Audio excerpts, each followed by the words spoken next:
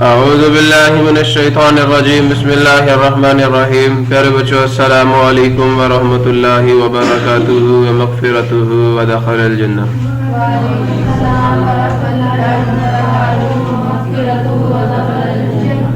Rabbi इश्रह ली सदरी व यस्सिर ली अमरी वहलुल उक़दतम मिन लिसानी यफ़क़हू क़ौली। Rabbi ज़िदनी इल्मा rabbi ज़िदनी इल्मा rabbi ज़िदनी इल्मा। अल्लाहुम्मा इन्नी अस्अलुका इल्मन नाफ़िअ व रिज़्क़न तय्यबा व अमलन मुतक़ब्बला। अल्लाहुम्मा अल्लिमनी अल-किताब वल हिसाब। अल्लाहुम्मा ज़क्किरनी मिन्हु मा नसीतु व अल्लिमनी मिन्हु मा जहिलतु। अल्लाहुम्मा ख़ुज़ बियदिक। प्यारे बच्चों, आज हम लोग 9th class mathematics chapter number 14 के थ्योरम नंबर 1 को इंशाल्लाह अंडरस्टैंड करेंगे, उसको डिस्कस करेंगे कि उस थ्योरम के अंदर क्या बात हो रही है, क्या बात कही जा रही है, क्या बात आपको समझाने की कोशिश की जा रही है। सो बेटा जी, फर्स्ट ऑफ ऑल हम देखते हैं, लेकिन उससे पहले कुछ चीजें हैं। रेशोज क्या होती हैं, प्रोपोर्शंस क्या होते हैं, प्रोपोर्शन और रेशो क्या होती है, रेशो क्या होती है। बेटा, ए mathematical tool,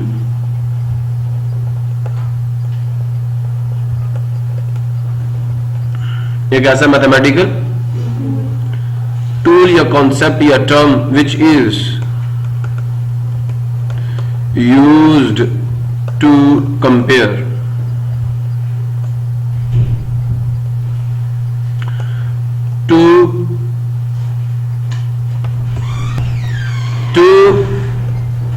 physical quantities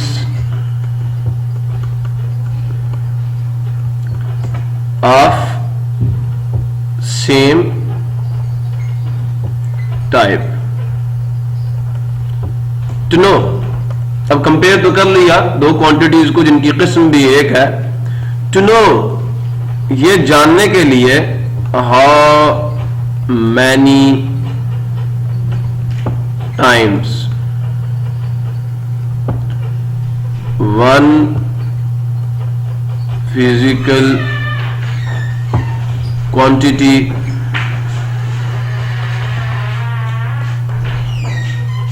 is greater or smaller than what? Then other।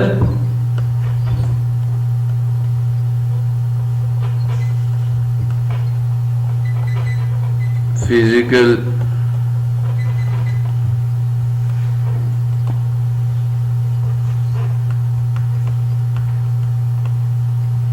Quantity. Problem किसी को पूछो। अब मैथमेटिकल तो मतलब है हिसाबी, टूल का मतलब आला औजार, विच का मतलब जो, इस का मतलब है यूज का मतलब इस्तेमाल होता है, टू कंपेयर का मतलब मवाजना करने के लिए, मुकाबला करने के लिए।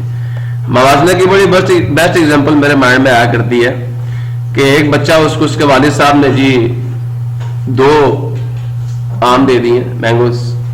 अब वो बच्चा जो है उसको कहा कि एक तेरा और एक तेरे बड़े भाई का या बड़ी बहन का। तो वो बच्चा कौन सा आम जो है वो बड़ी बहन या भाई को देगा? बड़ा वाला देगा। वो वाला देखेगा ऐसे, फिर ऐसे, फिर ऐसे, फिर यूं करके, फिर यूं करके, और कहेगा no, this is the bigger and I will have it in my pocket. And dear sister and brother, our brother, our dear father has given you a mango, please have this mango, take this mango। नहीं समझे?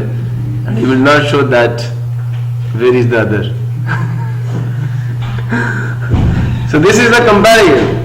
ठीक है, उसने क्या किया, उसके size को compare किया। किसका साइज, वॉल्यूम किसका ज्यादा, किसका वॉल्यूम क्या कम है। बात समझे नहीं समझे?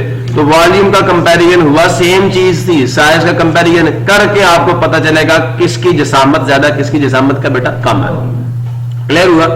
तो रेशो से आपको ये पता चलेगा। ठीक है, बात समझ आई नहीं आई? अब बेटा जी इसकी सिंबलाइजेशन कर लेते हैं कि रेशो समझ आ गया तो कंपेयर करना, मवाजना करना, मुकाबला करना दो फिजिकल क्वांटिटीज का। बेटा जी आपको मुझे यकीन है कि बहुत ही अच्छे तरीके से पता है कि फिजिकल क्वांटिटीज क्या होती है। वो क्वांटिटीज जिनको मेजर किया जा सके, वो क्वांटिटीज जिनको मेजर किया जा सके, वो क्वांटिटीज जिनको मेजर किया जा सके उन्हें कहते हैं फिजिकल क्वांटिटीज, या वो क्वांटिटीज जिनको numerically with a unit express किया जा सके, जिनको मैथमेटिकली एक्सप्रेस किया जा सके, they are the physical quantities. Same type की एक ही किस्म की। अब लेंथ का कंपैरिजन लेंथ से होगा, मास से तो नहीं ना होगा। तो नो जानने के लिए कि हाउ मेनी टाइम्स, कितने गुना वन क्वांटिटी इज ग्रेटर, एक क्वांटिटी बड़ी है और स्मॉलर या छोटी है than the other physical quantity, दूसरी फिजिकल क्वांटिटी के मुकाबले में। Ratio between to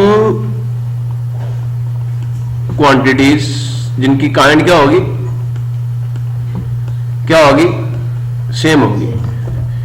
A and B is denoted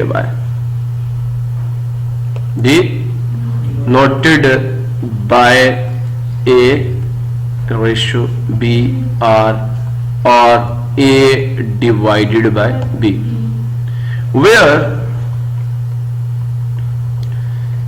A and B are the elements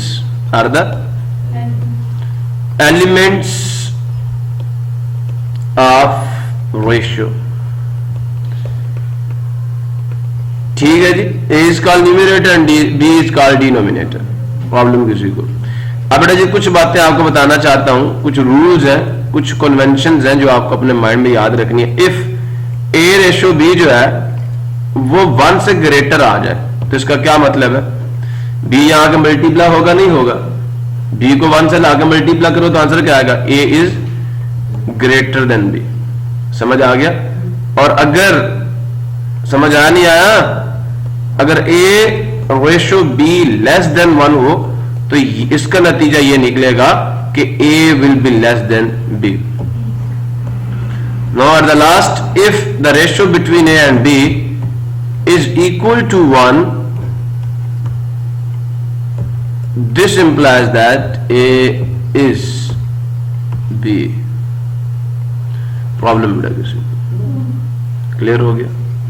ये 3 रिलेशन है, 3 रूल्स है जहां से आप डिसाइड करेंगे कौन सी क्वांटिटी बड़ी है, कौन सी क्वांटिटी छोटी है। नई बात समझ आई तो दोबारा पूछ ले मेरे से, मैं आपको समझाने के लिए तैयार। क्लियर हो गया। अब ये रेशियो अगर आपको समझ आ गया कि रेशियो से हमें कैसे पता चलेगा कौन सी क्वांटिटी बिगर है, कौन सी क्वांटिटी स्मॉलर है, कौन सी लार्जर है। ठीक है, क्लियर हुआ नहीं हुआ, कौन सी लार्जर है, कौन सी शॉर्टर है, तो ये सारी चीजें आपको ये 3 रूल्स बता देंगे। अब मेरी बात सुने, आपको ये पता है, मुझे बात बताएं, आपको ये पता है कि अगर आपके पास 1 किलो चावल हो, उनमें पानी कितना डालना पड़ता है पकाने के लिए, फॉर एग्जाम्पल 2 गिलास। ठीक है, बात समझ आ गई नहीं आ गई। अब एक बंदा आपको कहता है नहीं नहीं मुझे तो 20 किलो चावल पकाने हैं, तो उनमें पानी कितना डालना पड़ेगा, कितना डालना पड़ेगा, बिल्कुल। अब बेटा चेक करें, इन दोनों का आंसर सेम आएगा। 1/2, 20/40, 2/2, 2⁴, 1/2।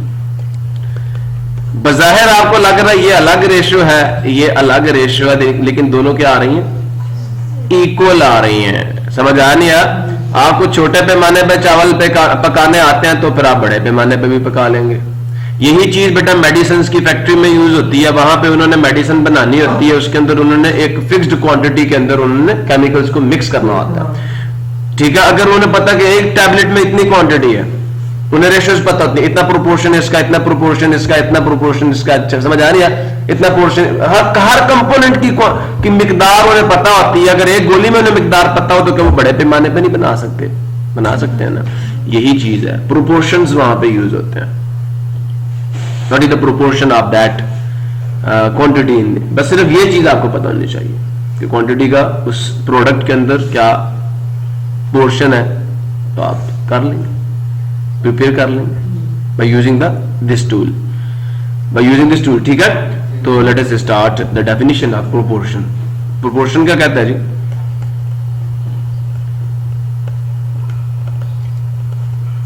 सादा सी बात है। द रिलेशन, क्या? The relation of what? Equality between two ratios is called proportion. What do you mean by this? Let us start. If A, B, C and D are related as what? A ratio B बराबर आ जाए C ratio D के, तो then these four quantities are in proportion. A divided by B is equal to C divided by, इसको यूं भी लिखते हैं बेटा, A रेशो B इक्वालिटी को दो, ये चार, ठीक है, दो रेशो से अलग करते हैं। A ratio B is in proportion mean is equal to C ratio D, ठीक है। A ratio B is in proportion with C ratio D means they are equal.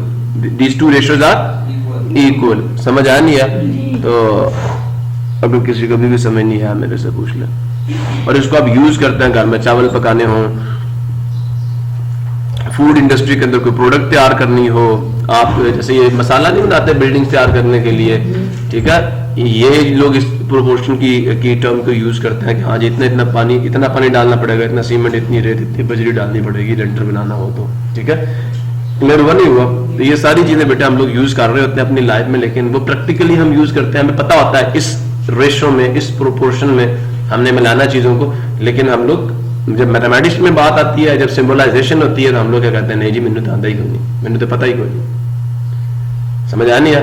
तो बेटा जी ऐसा नहीं होता।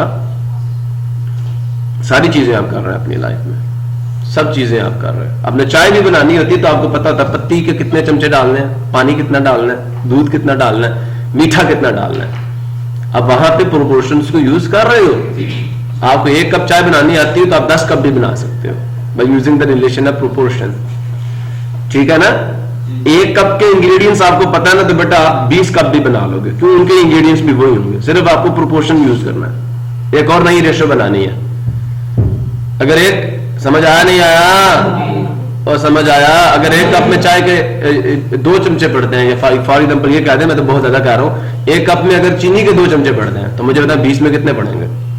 दोनों को 20 से मल्टीप्लाई कर दो, 40 पड़ेंगे, मान जाएगी चाय। अब मैं अपने लिहाज से बात करूंगा कि मैं मीठा ज्यादा पीता हूं, प्रॉब्लम किसी को? क्लियर है बच्चों? यहां तक किसी बच्चे को कोई मसला, कोई प्रॉब्लम, कोई कंफ्यूजन, तो अब मेरे से पूछ लो, आगे फिर हम अपना काम शुरू करें। समझ आ गया?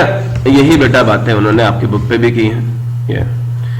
ये बता रहे हैं कि knowledge of ratio and proportion, ठीक है। हमने सिमिलरिटी ऑफ ट्रायंगल्स की बात करनी है, ट्रायंगल्स कब सिमिलर होती हैं, इस चैप्टर में हमने क्या बात करनी है। In this unit, we will prove some theorems and corollaries involving ratios and proportions of the sides of triangle and similarity of triangles. A knowledge of ratio and proportion is necessary requirement of many occupations. बहुत सारे पेशे जो हैं आपके, उनके अंदर ratio और proportion का इल्म बहुत ही जरूरी होता है, लाइक फूड सर्विसेज, ठीक है, या फूड सर्विस ऑक्यूपेशन है, मेडिकेशन इन हेल्थ, ठीक है। ऐसे ही आपको आपकी मामा आपको दवाई भी इस तरह देती है, नहीं ये 1 चम्मच आप देना है। अब देखिए उन डॉक्टर ने घंटों का हिसाब रखा होता है, इसको 2 घंटों बाद 1 चम्मच और दे देना। वजह क्या होता है? इस यहाँ मैथमेटिक्स आपका काम करेगा कि आपकी बॉडी के अंदर वो जो मेडिसिन है ना, आफ्टर 2 आवर्स उस मेडिसिन की मिकदार जो है बेटा वो कम हो चुकी होगी, वो डिग्रेड हो चुकी होगी, तो दोबारा से उसको देना है आपको। अब ये कौन बताएगा आपको? ये आपका मैथमेटिक्स बताएगा आपको, ओडीज, ठीक है, ऑर्डिनरी डिफरेंशियल इक्वेशंस आपको बताएंगे कि हाँ कितनी देर बाद आपने इसको दवाई देनी है, उनके सॉल्यूशंस निकालते हैं हम लोग। नहीं छोड़े, फिलहाल आप इतने लंबे रफड़ों में ना पड़े, फिलहाल आप ये देखें कि मेडिसिन के शोबे में भी आप यूज करते हैं। फिर मैप्स आपने बनाने हो, ठीक है, preparing maps for land survey and construction work, profit to cost ratio, हाँ जी मुझे कितना प्रॉफिट हुआ, मैंने इतने पैसे लगाए तो मुझे उस पर कितने बचे हैं। होता नहीं होता? आप कर रहे थे, मैंने 1 लाख रुपया लगाया, मुझे 20,000 रुपया बचा। आप प्रॉफिट और कॉस्ट की रेशियो निकालते हो हर कारोबार में।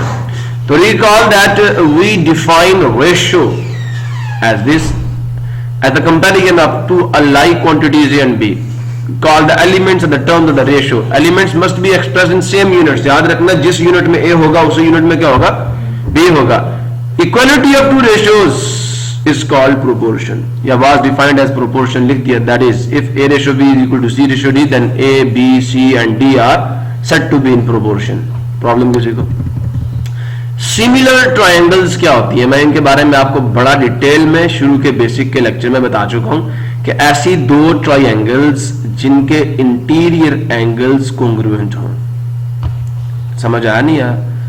अगर आपके पास दो ट्रायंगल्स हैं, आपने उनकी करस्पॉन्डेंस ली, उनके तीनों एंगल्स एक दूसरे के कॉन्ग्रुएंट आ गए, तो बेटा ट्रायंगल्स क्या होंगे, सिमिलर होंगे. और इसी चीज को कहां हम यूज करते हैं देख लें. कहता है equality is equally important are the similar shapes, in particular the similar triangles that have many practical applications. For example, we know that the photographer can develop prints of different sizes from the same negative. ऐसा ही है ना, एक size की picture negative एक ही होता है, लेकिन बड़े साइज की पिक्चर भी बना सकता है, छोटे साइज की पिक्चर भी बना सकता है. In spite of the difference in their sizes, उनके साइजेस मुख्तलिफ होते हैं. These pictures look like each other. One photograph is simply, याद रखना, जो एक फोटोग्राफ होता है, जो एक फोटो होती है, वो सिंपली क्या होती है, दूसरी फोटो की इनलार्जमेंट होती है, उसे बड़ा करके दिखा देते हो. तो इंटीरियर एंगल्स में कोई फर्क नहीं आता.